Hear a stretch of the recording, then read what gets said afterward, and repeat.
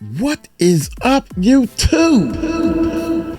Hey, check it out. YouTube has changed a lot, y'all. Uncle Mike is going to break down some things while I do a reaction to this beautiful lady channel. Hey, right after this intro, let's check it out. Growth's got a formula most never learn. You don't need luck or talent, structure is earned. If you're ready to build and you know it's your turn, start with the 4 free videos, earn as you learn. Click on the more below to sign up. That's right, click on our links below to sign up for our 4 free videos that will give you a bird's eye view of what you should do. Give a thumbs up. This is how I would grow a channel from 0 subscribers in 2026. Let's see if you are a beginner, might pick up on some of this stuff. Check this out, man. This is good for beginners. Hit that subscribe button here. Hit that bell. Uncle Mike has 4 channels. Don't judge me by this channel right here. I got a channel that got over 500,000 subscribers. It's still growing. And I'm trying to help people change their life. Hit that subscribe button, hit that bell. Let's check it out. If I had to grow on YouTube from scratch today, the strategies I would use would be very different and maybe even a bit surprising. In today's video, I'm going to tell you exactly what I would do to grow on YouTube from 0 step by step. From 0. By the way, this video is sponsored by Riverside. More on them later. Step 1, figuring out what I would post. Now, if I was growing from scratch on YouTube in this day and age, I would approach my content strategy very differently to how I did back in the day. Previously, it was all about niching down. It was like, the more niche you are, the better chances you have of growing. And whilst niching down is still effective, I'll link to a video where I talk about the pros and cons of niching down up here. Nowadays, it's actually more important that you come to YouTube with a unique concept. This is the thing that's missing from YouTube right now. A lot of our content, mine included, has become a bit samey. A great example is a video that I shared recently, which was about the Great Lock-in of 2025. After I uploaded that video, I started to get served other videos about this topic. And let me tell you, there were a lot of them. It suddenly made me realize that we all sound the same. And I think that's the result of us approaching YouTube so strategically. We're seeing other people talk about a topic that's performed well, and then we think that's our sign to do the same. And that's because up until this point, that has worked. But I don't think that's the case anymore. So I would start by picking 3 to 5 content pillars that reflect my genuine interests. Okay, this is something different right here. Maybe people should try this, because what she said in the beginning was how everybody been doing it. You know, we teach that in our course. Look at top people that's in your niche. See they video that did great and remix it. So let's see how this gonna work. Okay, here we go. Content pillars don't have to be something confusing. They're basically themes or like buckets of content. I don't know, you can call it what you want. They're basically ways for you to categorize the different content that you share on YouTube. Remember that we're specifically talking about the subjects. So if you're someone that is really, really into manifestation, that might be one of your pillars. Or maybe you're someone who's really into street style, and therefore that's one of your pillars. Figure out 3 to 5 things that you're genuinely passionate about and that you genuinely want to create content on, write them down, and those are your content pillars. I would then focus on sharing an equal amount of content for each pillar, and then in 6 to 12 months time, I would look at my YouTube analytics and I would let it tell me which content is performing better. Let me show you so you know what I mean. So I'm in my YouTube studio, I've clicked on analytics, I've clicked on videos, and I'm then going to click on advanced mode. It's going to open up the screen that's going to tell me which content has performed best that I've uploaded within the last 28 days. So I change this to the last 90 days or 6 months, 365 days, whatever you want to pick. And then it's going to show me my best performing content that I've uploaded within that set period of time. I would let the data tell me what my audience are most interested in, which is why you need to give it at least 6 months to really gather that data to figure it out. What I wouldn't do is stress about having a defined niche from day one, which is what we all used to be told that we need to do. Now, other things that I would consider when it comes to making a plan about what I'm going to post is the format of my content. So nowadays you have both shorts and long form. And I'm saying nowadays because when I first started YouTube, there were no shorts. That's how long ago it was. It was only 5 years ago, but it feels like a lifetime. So now. Same here, no shorts. I still, again, man, please stay away from shorts. If you seriously trying to make money with your YouTube channel, if you're trying to turn your YouTube channel into a business, use the shorts later on. That should be stage 10, stage 15 or something. These shorts, man, people think they help grow a channel, but short people that like shorts and look at shorts, they ain't rushing through their life. They just, okay. Shorts is not, you don't even want to attract the short lookers to your channel. You want long form people to come to your channel and learn something from you and get engagement with these people, man. That is the best and fastest way to quit your job and not working 9 to 5. Now you need to figure out what your balance is going to be between short form content and long form content. In my opinion, the best balance for this day and age is to have 2 long form videos a week and 5 short form a week. That is a really great balance for you to make the most of the YouTube Shorts algorithm, which is designed to help you reach a new audience, but also share regular long form content that actually engages your viewers and keeps them coming back. If you focus too much on one format, you will struggle with the other. Okay, so keep that in mind. The next thing I would consider, because no, we're not done, is the style of content that I would create. There are so many different styles that you can create on YouTube, especially when it comes to like your long form content. For example, there's talking head, which is exactly what you're watching right now. It's my head talking to you and not much else going on. There's also vlogs. There's also interview style content. I would put a lot of thought into which styles I wanted to test out. Remember, I'm seeing this as a testing phase. So if I want to try all of them, I'll try all of them. But I definitely want to put some thought into the ones that I want to try. And most importantly, I would ensure that there was an equal balance between each style on my content. If you don't have the equal balance, so you share like 90% vlogs and 10% talking head, it's going to be hard for you to get the data you need to tell you which style works best for your audience. Step 2, when to post. Now, whilst a lot has changed on YouTube, something has remained the same. YouTube favors creators who upload content on the same day at the same time every single week. This consistency, in my opinion, is the most important thing to consider when you are picking your posting schedule. If you want to get real technical here, which I'm going to take a wild guess and say that you do, the reason why YouTube loves creators who do this is because it makes it easy for the algorithm to figure out what to share to your audience when. So if you put yourself in your audience's shoes for a minute, let's say every single Wednesday at 1:30, they log on to YouTube and they click on your video because they know that you would have just shared it. If you then decide to post on a different day that week, when they log in on Wednesday at 1:30, your video won't be there. And what then happens is YouTube's algorithm scrambles to find another video to share to them so that they don't leave the platform. So it will use someone else's content to fill the content hole that you've just left, right? Don't get me wrong, it's not the end of the world. You can always get it back. Like I sometimes mix up the days that I post. It's totally fine. But if you can get consistent and try and share on the same day at the same time as often as you can, it's just going to help your content perform better. In terms of which days to post, if you head into your analytics, keep in mind that you would have needed to share some content before you start to get this data. But go into your analytics, click on your audience tab, scroll down, and you'll see this card here, which is called when your viewers are on YouTube. The dark purple is clearly showing you when your audience is mostly online. So what I would do if you've got a completely blank schedule is look at that graph and figure out, okay, my audience are mostly online on these days. For example, Sundays. People love to watch YouTube on Sundays, myself included. So maybe I'm going to post on Sunday just before its peak window so that I can have some content live when people sit down to consume. And a really important aspect to this conversation that you simply must consider is that you need to be picking a posting schedule that actually works for your life. If you're going to say that you're going to share a long form video 5 days a week, but you know you do not have capacity to do that, don't set out a goal to do it. Be realistic, work around your own schedule, and then just be consistent with that. Step 3, creating content. Let me tell you something right now. The content I used to create 5 years ago would not cut it in today's YouTube world. I will hold my hands up. I know for a fact it would not fly. The landscape has changed.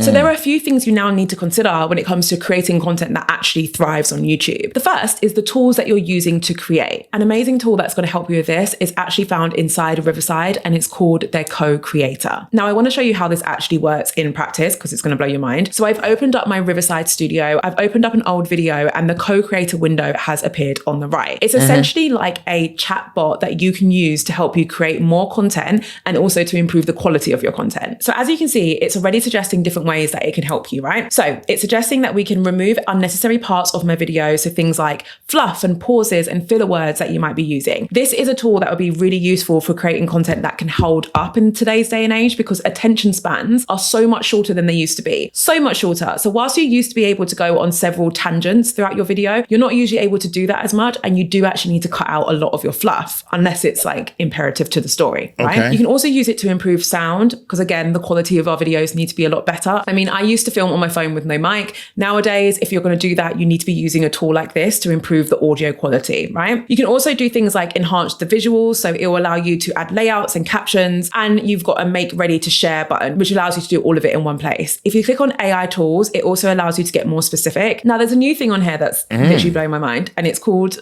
eye contact. It basically allows you to fix your eye contact so that you're like looking directly at the lens. And let me just show you an example of what my videos used to look like, and you'll understand why that tool has blown my mind so much. I never used to look directly at the lens because it scared me. I used to look at the preview screen. I wouldn't recommend doing that if you want to grow on YouTube in this day and age. But if you do want to do that and you want to fix it, there is a tool for that inside CodeCreator. Of course, there's additional ways that you can enhance your video through this as well, such as using the add background music function or adding B-roll. So I'm going to do some quick edits now so you can see what this looks like in practice. I think I'm going to click improve sound. There we go. So it's enhancing the quality of the audio, which is amazing. And then I'm going to head to AI tools and I'm going to remove pauses. There we go. So it's already done that for me. And then finally, I'm going to click on the promote section, and it's actually going to help me get this video ready to share and ready to promote. So you can do this by cutting my video into smaller clips, by creating a promo trailer, creating a thumbnail, a social media episode,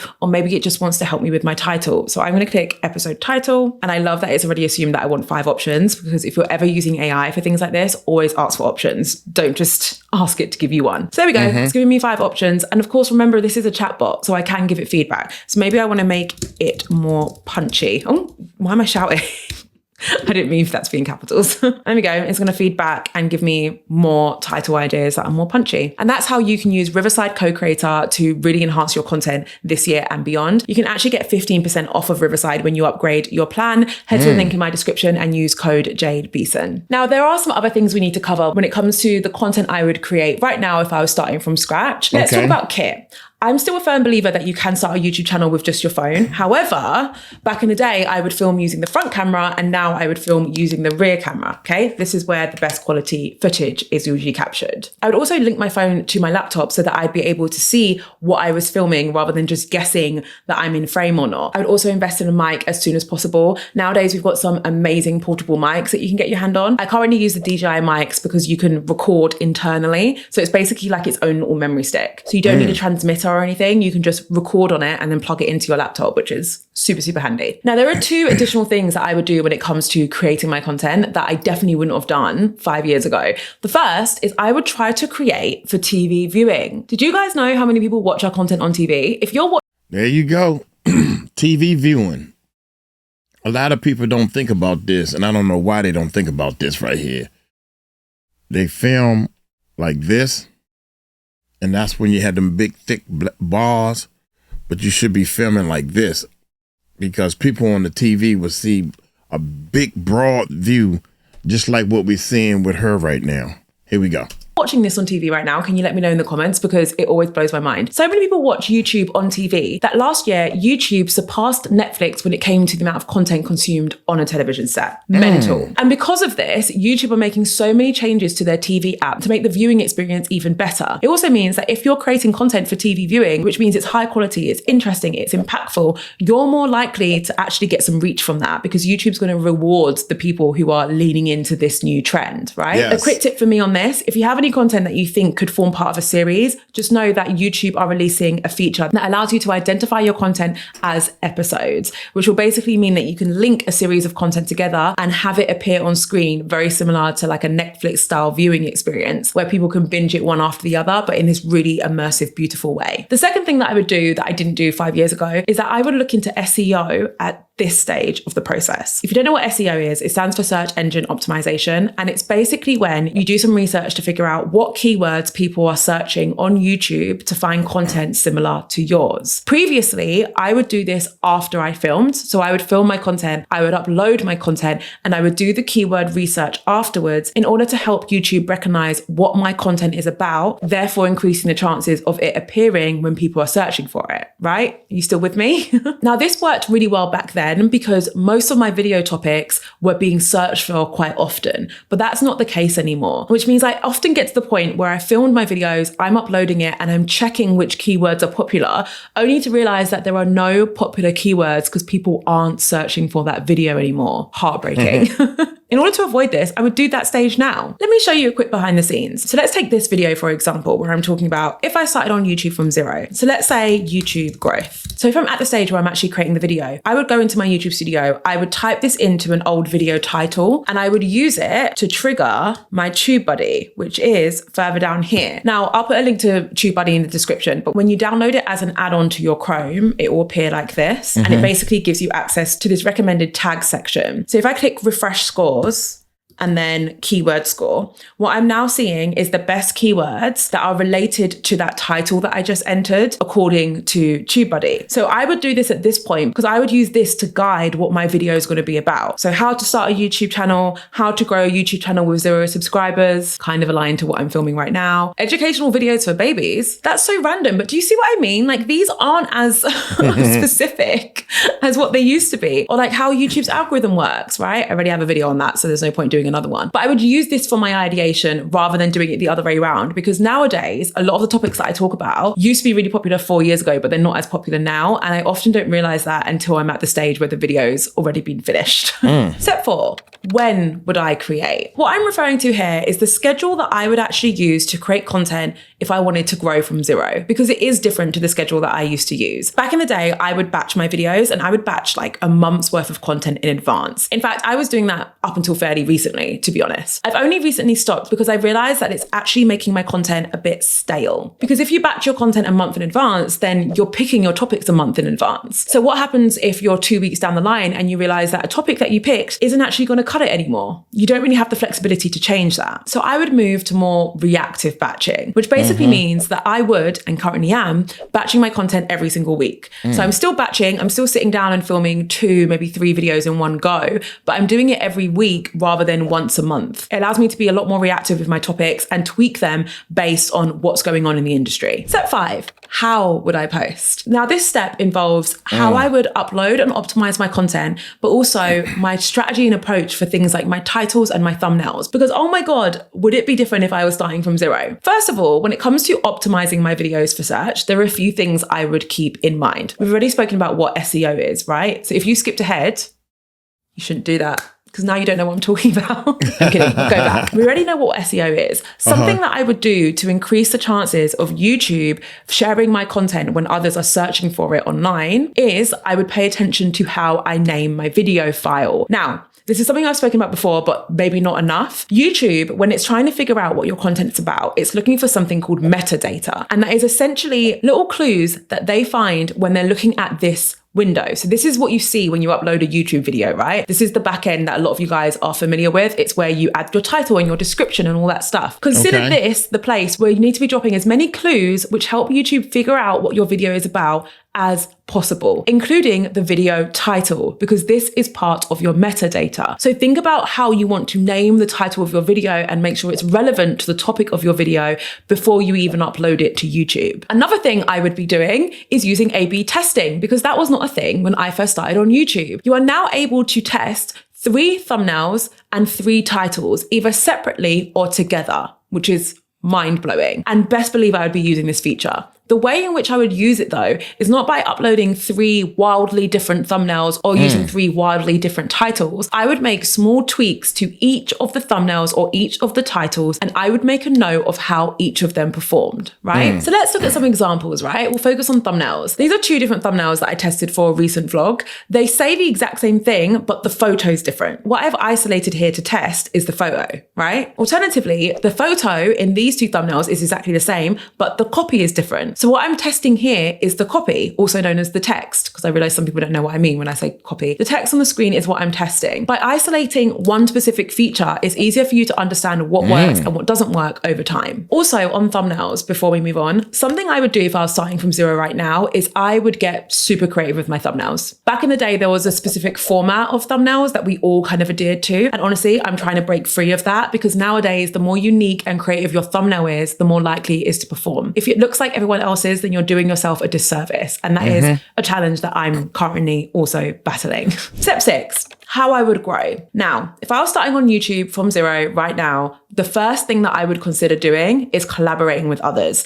And that might sound like an old school tactic because realistically it is. Most YouTubers who blew up in the early days of YouTube did so because they collaborated with each other, right? We lost the art of collaboration somewhere along the line, and YouTube are hopefully bringing it back with their latest feature. This feature allows you to collaborate with another creator and for your video to appear on both of your channels. The person who uploaded the video will be the one who received the money from the ads, if you have ads turned on. But regardless, both of you will be able to benefit from both of your audiences seeing that content. If this was a thing back in the day, it would have literally changed people's lives. This is a huge, huge, huge feature. And I want to see people using it. I want to see people collaborating, and I want to see people making the most off of utilizing two people's audiences. That would be my core growth tactic. The other thing I would do to grow on YouTube is to focus on viewer satisfaction. I interviewed the vice president of engineering at YouTube, also known as the man behind the algorithm. Yes. Right.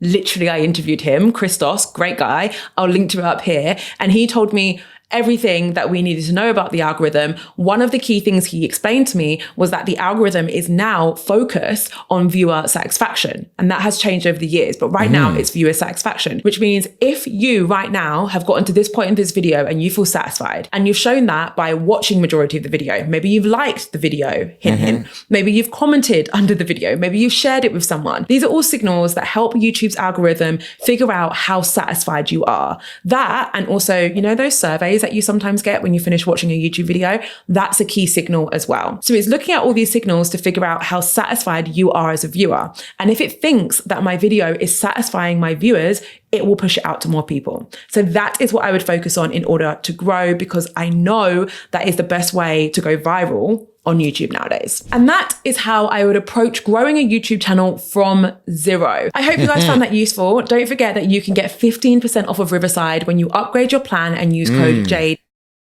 I don't think for a beginner, first of all, y'all leave me a comment and I can probably try to help you out on what you think you're doing wrong, why you think your channel's not growing. But the algorithm and everything, it's all about actually focus your not the algorithm. Don't worry about the algorithm. Focus your thinking. Focus on what the people want to see.